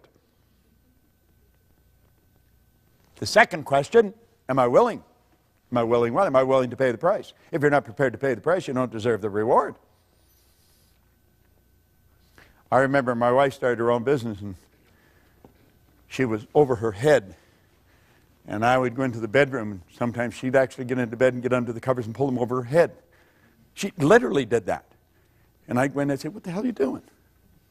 I'm scared. No. Well, what are you scared of? I don't know. Well, I said, why don't you quit? Well, then she'd get angry, and she'd, and away she'd go. You see? And now she's got to the point where a little bit of fear doesn't bother her anymore. Now, did I do the same thing? Well, I didn't get in bed and hide under the covers. But, God, I used to pull the drapes. Ooh, it was terrible. Am I willing? You've got to be willing to pay the price. If you're not willing to pay the price, you don't deserve the reward. You've got to be willing to come to these meetings. You've got to be willing to invest in the programs. You've got to be willing to do that, and if you're not, you don't deserve the reward. Now, the second you answer yes to those questions, now you've got a goal, and you want to impress it upon the universal subconscious mind. And when you do, the entire universe comes to your aid. That may sound like a bizarre statement, but I'm going to tell you, if I had a year to explain it, I could break it all down. That's exactly what happens. If you have to attract somebody from China, you'll attract them. We're not in this room by accident. You know, we're all supposed to be here right now. You're always in the right place for the right reason at the right time. And that idea will begin to move into form, and it'll turn into what we call a fact. And when you've done that, then you're in the position to build bigger and better fantasies, and that's called a creative process. You don't have to know how you're going to do it. You only have to know you're going to do it. So here's the deal. You start out and you fantasize. You see it. You believe it. And you do it. How do you think that guy got up that wall? Do you think when he was standing at the bottom, he knew every step he was going to take to get to the top? Not on your Nelly, did he? He knew that he was going to get to the top of the wall, though. And he said, I'll put this pick in here, and I'll put this one in here. I'll bring this foot up here and this one up here. That's the first step. He adapted to the change in his conditions, circumstance, environment, and then he picked the next step. And that's how he got right to the top of the wall. And that's how Hillary got to the top of the mountain. And that's how Edison built the light bulb. And that's how the Wright brothers got the plane off the ground. And that's how we built the internet.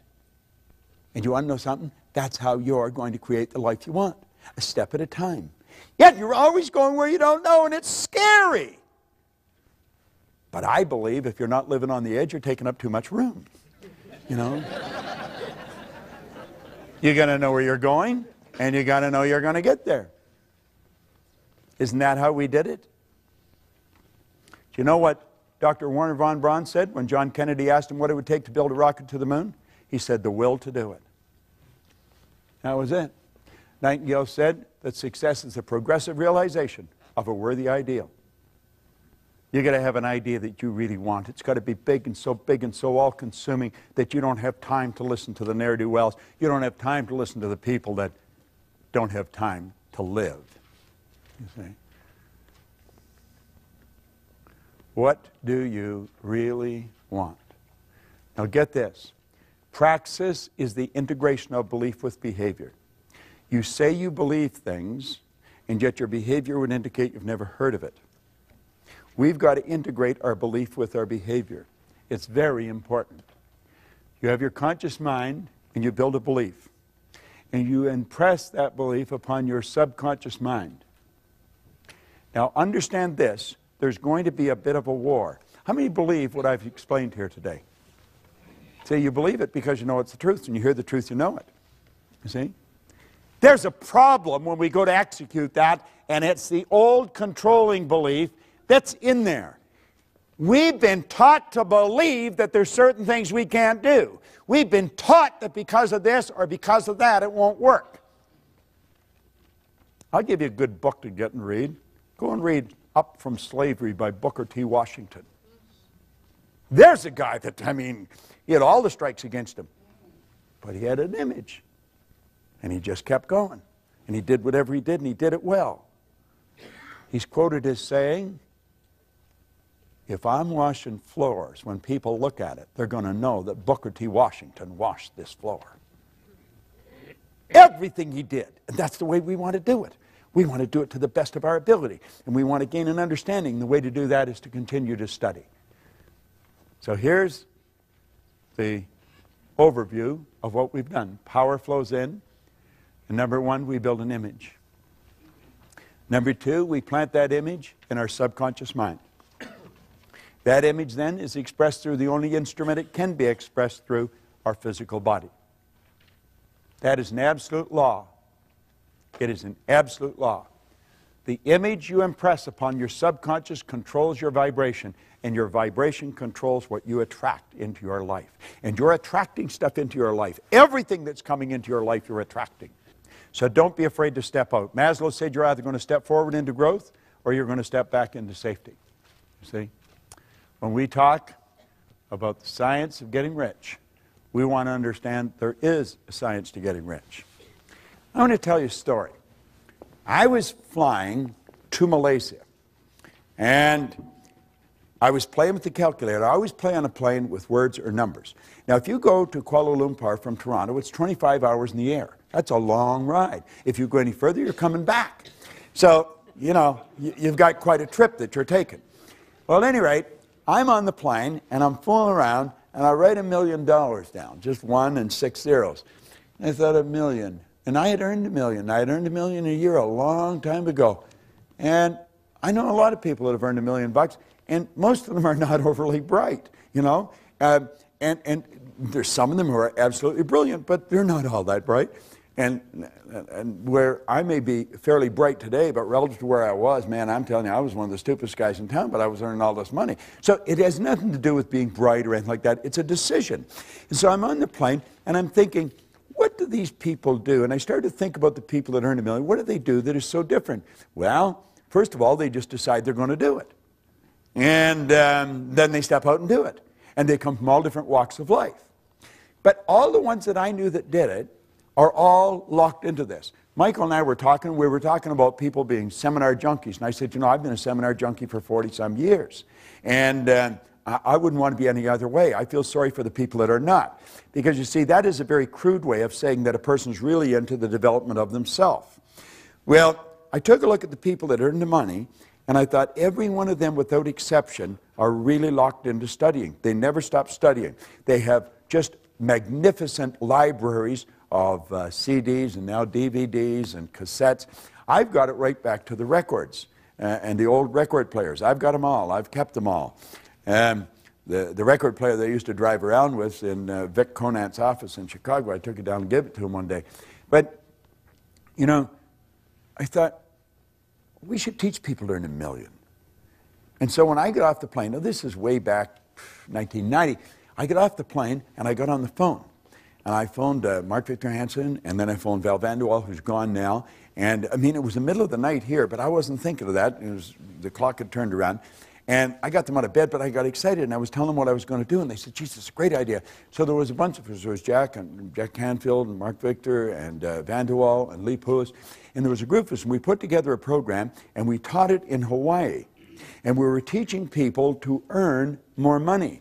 Now, we knew how to earn it, and we were teaching the other people how to earn it. And one of the things we were teaching them is you got to lock in to study. You got to study every day. We eat every day, we wash ourselves every day, we get dressed every day. There's certain things we do every day that's religious. You've got to study every day. You've got to allocate a part of your income and a part of your time to your own development. And that was part of the lesson. And they all knew that we did. I mean, take that Think and Grow Rich book. I mean, I read that every day. So at any rate, we started, and Jack and Mark come up with an idea, and they said, Proctor, we're going to do a book. And we had brainstorming sessions going, and they said, you got lots of stories, give us some stories. And he said, we're going to write a book. And there was a gal there, Cindy Spitzer. I remember, I don't know if she ever got credit for this, but she was from over on the East Coast, around Philadelphia somewhere, and she said, you should call that Chicken Soup for the Soul. And so they're going to write 101 stories, and they were going to package it and sell it. And I said, that's a pretty cool idea. And Mark says, we're going to sell 50 million of them before the turn of the century. And I'm thinking, well, you know, I'm a pretty good thinker, but that seems like a little far out to me. I mean, if you sell $1 million, you're doing pretty good, but 50 million, and you're going to do it before the turn of the century? Well, they didn't sell 50 million, they sold 74 million. And it was considered the publishing phenomena of the decade. Now, get this, they didn't write anything. They never wrote any books, none. They had other people writing the stories, sending them in. They had somebody else collating, somebody else editing, somebody else publishing, somebody else selling, and they got the money. You know why? It was their idea. Now, this came about, it's called intellectual property, and it came about because they studied and they expanded their mind. And that's what you're doing here. Now, we said that most people are extras in their own movie. You're no different than Mark or Jack or Bob or Lee or anybody else. You're exactly the same as them. And what you want to do is make up your mind when you go home, you're going to lock in and you're going to get your chicken soup concept. The DVDs on this are what you need. You've got to get on, order them, and start watching them. Lock yourself in. You don't have to watch the whole thing. Just take a section of it. But take 15 minutes every morning, or do it like you exercise your body. People go out walking. They do it at the same time, same number of times every day. Well, get into this. The beautiful part about this is it's all being recorded. You know that 66% of what I've said you'll have forgotten by tomorrow morning? 90 to 100% of it will be gone within a month.